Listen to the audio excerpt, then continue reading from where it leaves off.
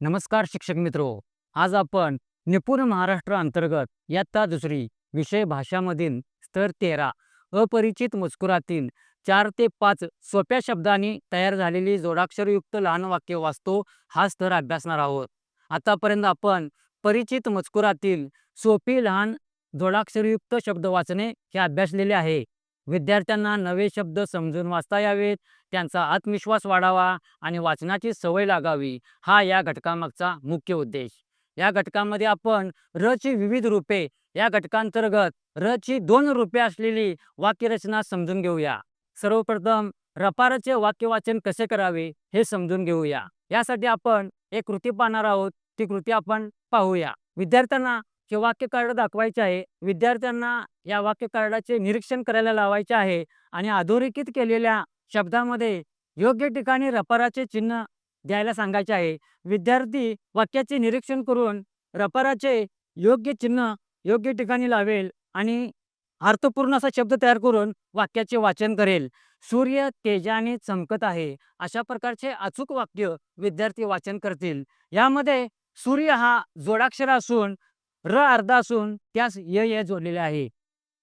आपण अजून एक वाक्य पाहूया. विद्यार्थ्यांना वाक्यपट्टीचे निरीक्षण करायला लावायचे आहे. विद्यार्थी वाक्यपट्टीचे निरीक्षण करतील आणि अधोरेखित शब्दामध्ये रपाराचे योग्य ठिकाणी रपार लावतील आणि अर्थपूर्ण असा शब्द तयार करतील आणि वाक्यांचे वाचन करतील. आपण सर्व भारतीय आहोत अशा प्रकारचे वाचन विद्यार्थ्याकडून करून घेणे अपेक्षित आहे. यामध्ये सर्व हे जोडाक्षर असून र अर्धा असून त्यास व हे अक्षर जोडलेले आहे. यानंतर आपण र चे दुसरे रूप पाहणार आहोत. यासाठी विद्यार्थ्यांना ही वाक्यपट्टी दाखवायची आहे. या वाक्यपट्टीमध्ये अधोरेखित केलेल्या शब्दामध्ये योग्य ठिकाणी र चे रूप लावून वाक्य वाचन करायचे आहे. विद्यार्थी र चे अचूक रूप योग्य ठिकाणी लावून वाक्याचे वाचन करेल. तो जंगलात कुऱ्हाड घेऊन गेला. या वाक्यामध्ये कुऱ्हाड हे जोडाक्षर आलेलं असून र अर्धा असून त्यास हा एक अक्षर जोडलेले आहे. आपण अजून एक वाक्य समजावून घेऊया. विद्यार्थी वाक्यपट्टीचे निरीक्षण करेल आणि अधोरेखित केलेल्या शब्दामध्ये योग्य ठिकाणी र चे रूप घालून वाक्य वाचन करेल.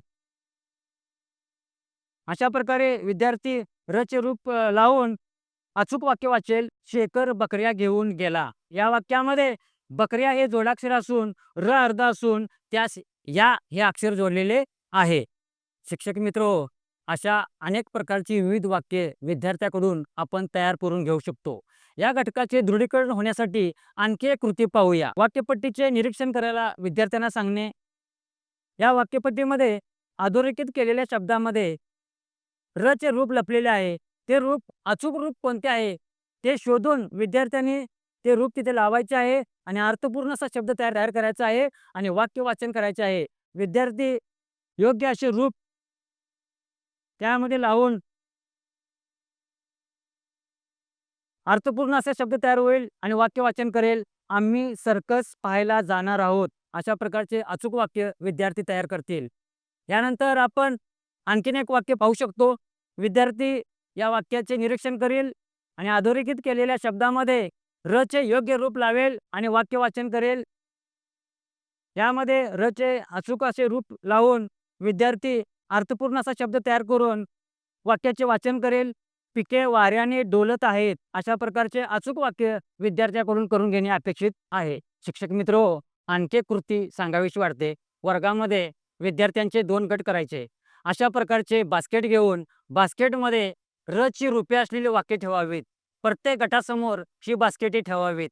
विद्यार्थ्यांना वेळ देऊन जो गट कमीत कमी वेळेत जास्त वाचन करेल त्या गटास विजयी घोषित करावे. जिंकलेल्या गटास बक्षीस देता येईल.